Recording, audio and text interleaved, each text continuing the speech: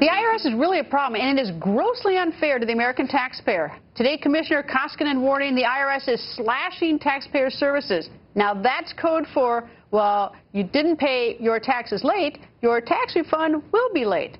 And the commissioner blames budget cuts. But it gets worse. The commissioner also saying there will now be fewer IRS workers to take up your calls for help right at a time when Obamacare is making filing tax returns more complicated. So get ready for some long hold times, and that is even if you reach a human. And our political panel is back. ABC News political director Rick Klein and Weekly Standard's John Montgomery. And Rick, you know this unglues me.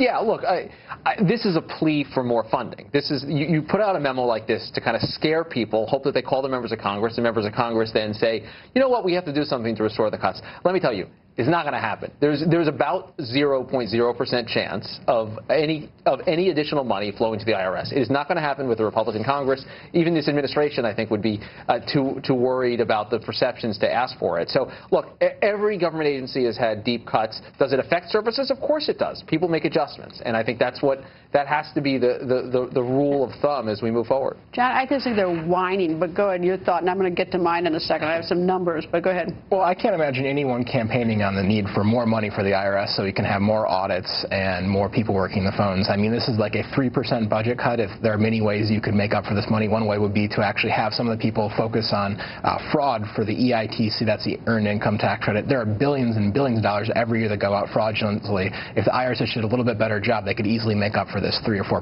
shortfall. Okay. Now I'm unglued. Let me tell you what I'm unglued. First of all, for starters, how about putting Al Sharpton on a payment plan for the taxes he has? He's got $4 or $5 million worth of unpaid taxes plus interest. I don't know what that is. Now, the budget cut apparently was $346 million.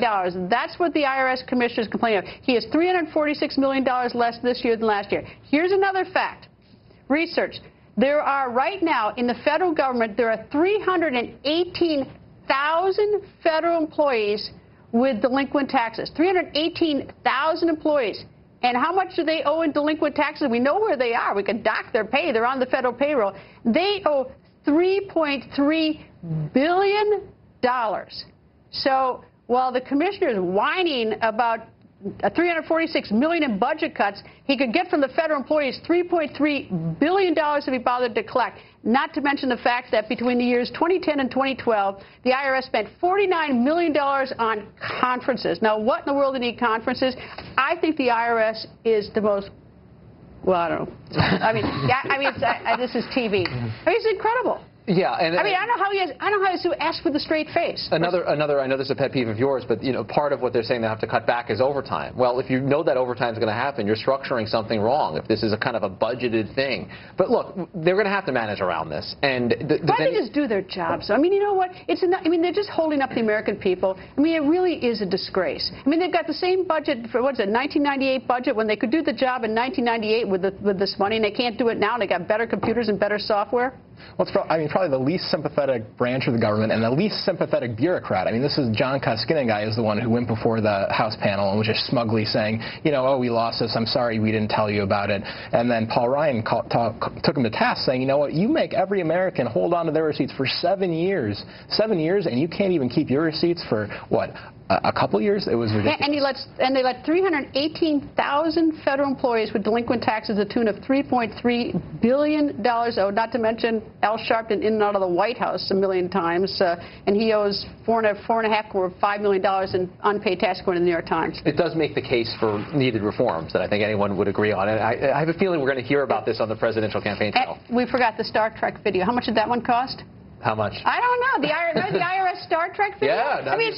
What are they spending money on? I mean, this is it is absolutely theft from the American people. And God forbid if you should be late paying your taxes and now they don't pay you your refund on time. When I keep your money and don't pay on time, that's actually stealing.